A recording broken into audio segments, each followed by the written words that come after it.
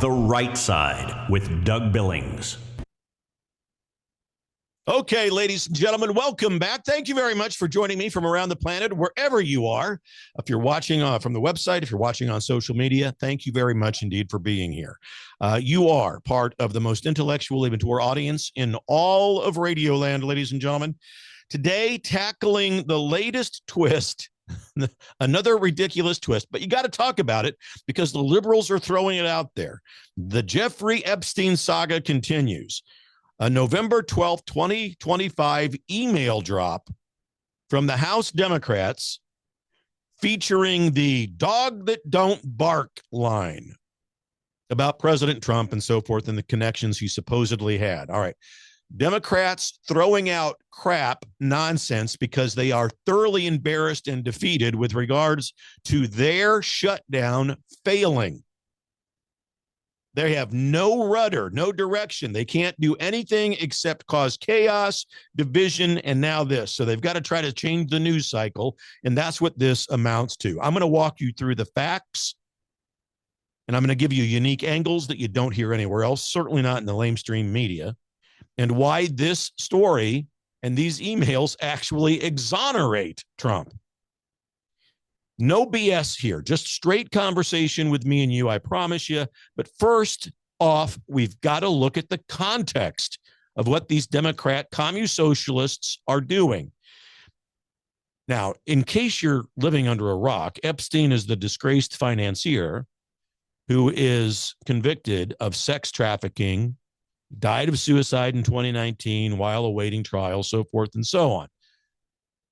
The suicide story is a story for another day, folks.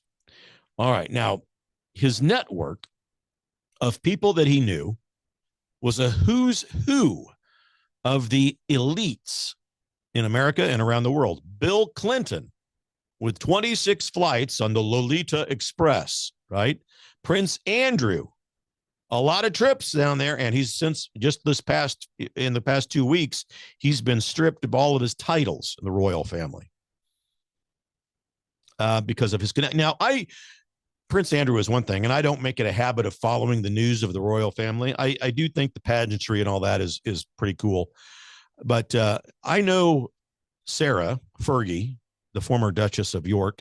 She was in the hospital when my youngest son, Michael, was born, and we had a great conversation. She was in Kansas because she was back in that time, she was working for Weight Watchers and kind of on a tour of the United States. And her PR lady was having a baby, and it just so happened that we both had children who were in the NICU. My son, Michael, has Down syndrome, and he spent the first couple of weeks of his life in the NICU there. And so Sarah, the Duchess of York, Fergie, came over. We had a great conversation for about 45 minutes. Reassuring me, she did, about Michael meeting all of the goals of a typical kid. Might take him a little bit longer to get there, but he's going to meet the goals that you set.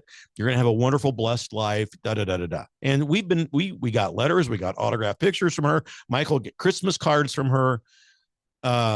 She always struck me as very nice and very caring. So I have a soft, tender spot in my heart for Sarah, the Duchess, former Duchess of York. So there, because of how she treated me and my son.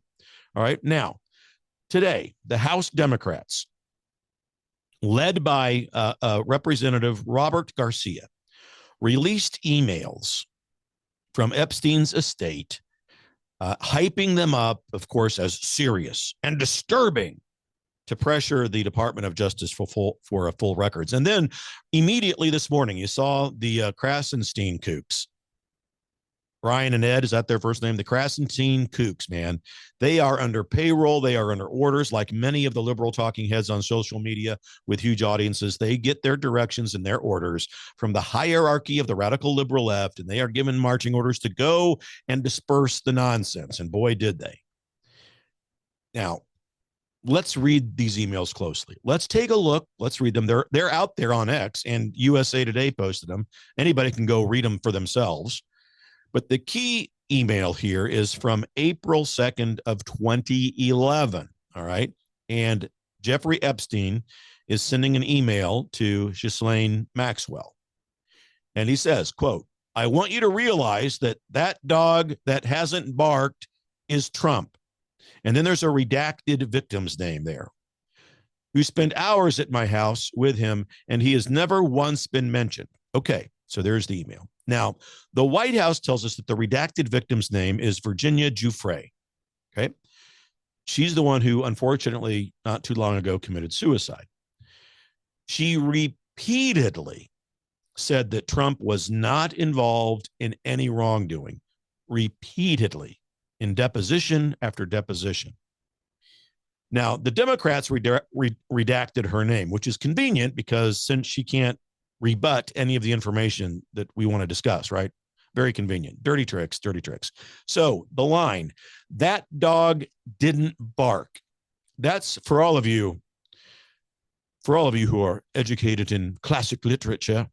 I happen to have a master's degree in curriculum and instruction and used to be a high school teacher. The dog, I really do. The dog that didn't bark is a Sherlock Holmes reference. And it means the absence of something expected is the clue. All right. Epstein, in this email, what this all means is that his email to Ghislaine Maxwell is that he's just baffled. He's perplexed why Trump's not being implicated, despite being in close proximity to the situation. If Trump were guilty, my friends, the victims would have named, there's this thing called the sisterhood. I'm going to get to them in a minute. Survivors of the Epstein horror that have come together for years and demanded, lists and so forth and so on. They would have named Trump in a heartbeat if Trump, none of these people have named Trump. None.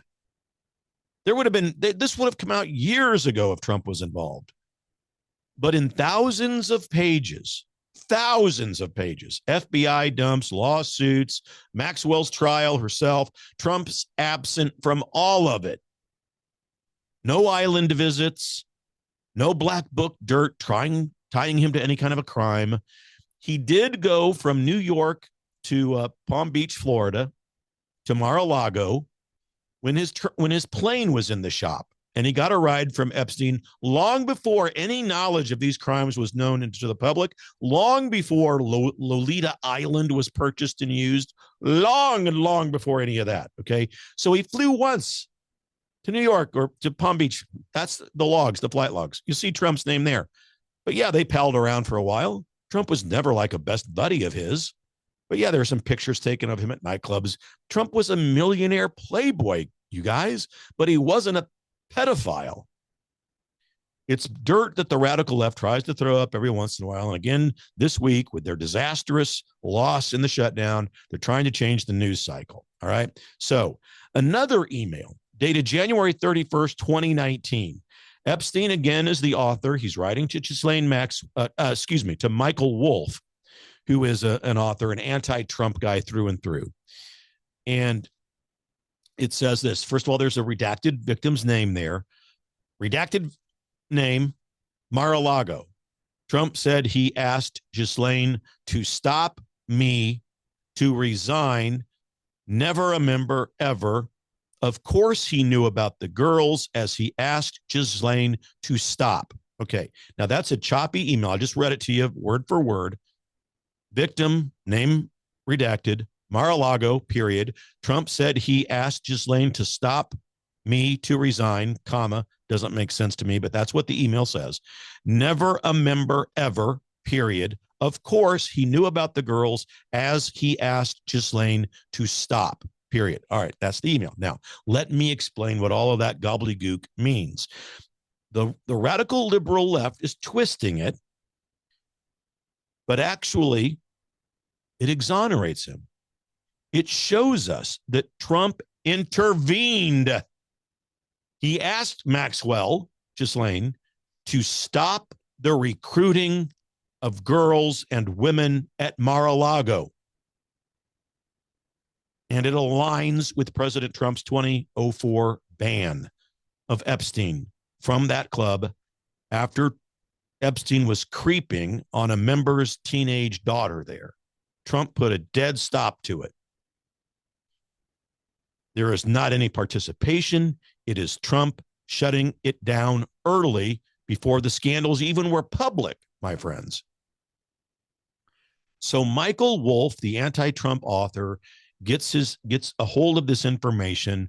There's no bombshell. He's trying to write an anti-Trump book, and he writes an email December 16th, 2015. Okay, Wolf to Epstein. He says this, quote, "I think you should let him hang himself. If he says he hasn't been on the plane or to the house, then that gives you a valuable public relations political currency." Okay. That's Wolf scheming and advising Epstein on leveraging Trump's denials. Folks, that proves Trump was distancing himself, not entangling himself. So it's a smear. The White House calls it such. It is. Caroline Leavitt came out, said the Democrats leaked the selective emails to create another fake narrative, ignoring Joffrey's exonerations of Trump. Joffrey, the victim who unfortunately committed suicide, the real victim of Andrew and Epstein and so forth. She never mentioned Trump in thousands of pages, dozens and multiple dozens of hours of testimony.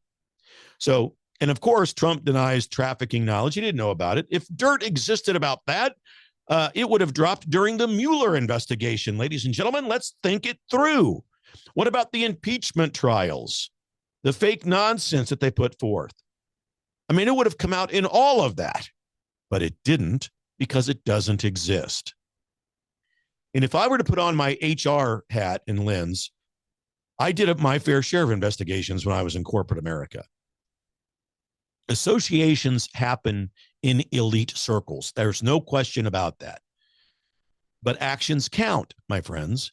Trump booted Epstein out before the crimes were known, and others like Clinton, however, continued to party on with Epstein.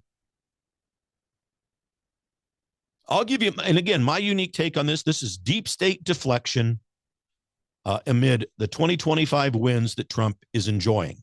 It's deflection from the catastrophe of the shutdown. The Democrats lost. The Dems post all of this stuff. After Joffrey's dead, we can't question her about any of it. So isn't that all just lovely and convenient? It's desperation from the radical left. And everybody with any shred of intellectual maturity can see it. So the Krasensteins, who are after nothing but clickbait, clearly not after credibility, they'll post the stuff and hope that 1 million people respond because they get paid for the clicks. Now, that group I told you about, the Survivor Sisters, they're a real group. It refers to a group of women, survivors of Jeffrey Epstein, who alleged that they were sexually abused and trafficked by Epstein and Maxwell and some associates of his and so forth. These gals have bonded together, God bless them, as a sisterhood to advocate for justice, transparency, and the full release of the Epstein-related files and records. God bless them. The Survivor Sisters always push for identities of the people who were involved in this, people who abused other people, women, children, girls, and so forth, who trafficked women, who did all of this with Epstein. And you know what? Amongst all of their work that they've done, President Trump's name never comes up with them because he didn't do anything. There's no witness that ties him to this. Epstein's honeypot has missed him because he smelled the sleaze. In other words, Epstein couldn't tag this on Trump because Trump's smart enough to smell the abuse and the crimes and got the hell out of there. So that's what we're facing, ladies and gentlemen. Today in the social media circles, you'll see this. You'll probably see it linger for a day or two. That's the news cycle. But it's only because the radical left liberal commune socialist, formerly known as Democrat Party, has no rudder. They have no direction. They are not able to clearly and effectively self-reflect on why they're losing. Well, they're losing their grip on power and they're freaking out literally because they see Trump every day winning and Trump every day unraveling the agenda of the radical liberal left. That's why they have the No King's Day marches. That's why they do the shutdown and it's why they do everything, because they want to transform America away from the divine providence of God and the intent of the founding fathers. Remember, that's their Messiah's order, Barack Obama. We've got to fundamentally transform America. Well, they're trying to do it in every way they can, the radical left. The good news is multiple millions of you understand that, and you see it. And you're coming over to the right side every day and leaving the party that is no longer the Democrat Party. It's certainly not the Democrat Party of John F. Kennedy. My gosh, it's not even the Democrat Party of Bill Clinton anymore, the Commune Socialist Party. And ladies and gentlemen, if you want to get unique content like this, please subscribe to my YouTube channel. The handle is at the right side Doug Billings. That's over on YouTube, at the right side Doug Billings. And head over to my website, dougbillings.us. And while you're over there, prayerfully consider setting up a monthly recurring donation to the program of $5 or so a month. That'll help the program continue. Now, I never charge you to watch this. It's always free. But this is capitalism, after all, ladies and gentlemen, and I do have to make a living. So if you would, prayerfully consider that contribution to the show over at dougbillings.us. Share the program, share it with your friends, because it spreads the truth and it puts a lid on the abject nonsense that is continually perpetrated and cascaded down upon us by the radical liberal mob in this country. Remember, again, we're in this thing together, ladies and gentlemen. As always, believe it. For the Republic. Cheers. The Right Side with Doug Billings. Hi, everybody. Welcome to the set of my show, Doug Billings. Hey, my good friends at EMP Shield, that's electromagnetic pulse, in case you're from Raytown, Missouri. Electromagnetic pulse could wipe out your home electrical system, could wipe out your vehicle. And thanks to the radical liberal agenda that was put forth under Administrator Biden and Vice Pretender Harris, there are lots of people in this country who want to do us harm. And maybe an EMP device would be their chosen weapon. But EMP Shield gives you a device that can protect you. This little baby here goes on your home outlets, a computer, a router, whatever you want to protect. And then they also have a larger model like this. You can still hold it in the palm of your hand, that goes on your vehicle battery so that you can get out of trouble from point A to point B. EMPshield.com. Promo code Doug, ladies and gentlemen. Save yourself, save your property. EMPshield.com. Promo code Doug. We're in this together, folks. Believe it. For the Republic. Cheers. The Right Side with Doug Billings.